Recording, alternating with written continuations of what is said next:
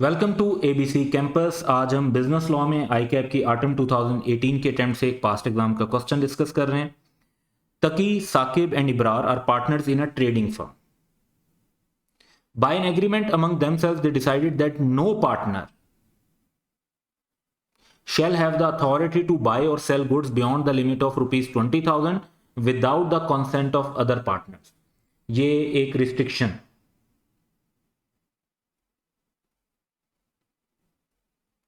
लगा दी उन्होंने, और ये जो रिस्ट्रिक्शन है ये बाय कॉन्ट्रैक्ट लगाई क्योंकि दे डिसाइडेड.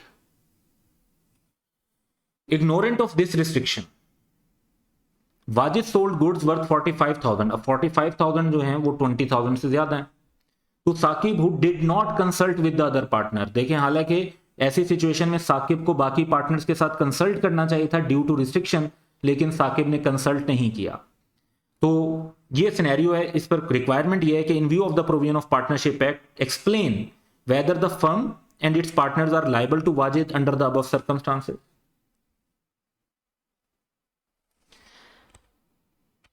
सो पहली बात तो यह है कि क्या गुड्स परचेज करना, और फर्म के लिए ट्रेडिंग फर्म है तो किसी भी अमाउंट की गुड्स परचेज करना क्या एक पार्टनर की अथॉरिटी में आता है और क्या ये फर्म के लिए बाइंडिंग होता है.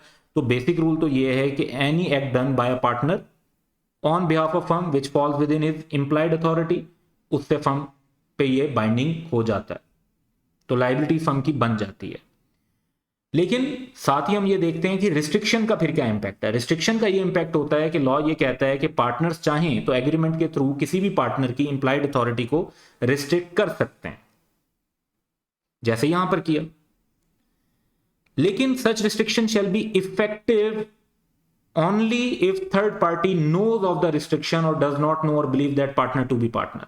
ये रिस्ट्रिक्शन तब इफेक्टिव होनी थी जब थर्ड पार्टी को इस रिस्ट्रिक्शन के बारे में पता होता, जबकि सिनेरियो में बड़ा क्लियर है कि इग्नोरेंट ऑफ दिस रिस्ट्रिक्शन, बड़ा क्लियरली बताया हुआ है कि वाजिद को इस रिस्ट्रिक्शन के बारे में नहीं पता था. तो इसका मतलब है ये रिस्ट्रिक्शन वाजिद के लिए फिर अप्लाई नहीं होगी.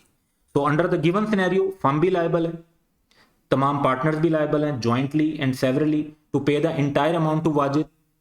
Reason, he was unaware of any such restriction on partners authority. अगर वाजिद को इस रिस्ट्रिक्शन का पता होता तो फिर वो जो है साकिब से रिकवरी कर सकता था, वो पार्टनरशिप फर्म से रिकवरी नहीं कर सकता था. So that's all for today. Have a good day.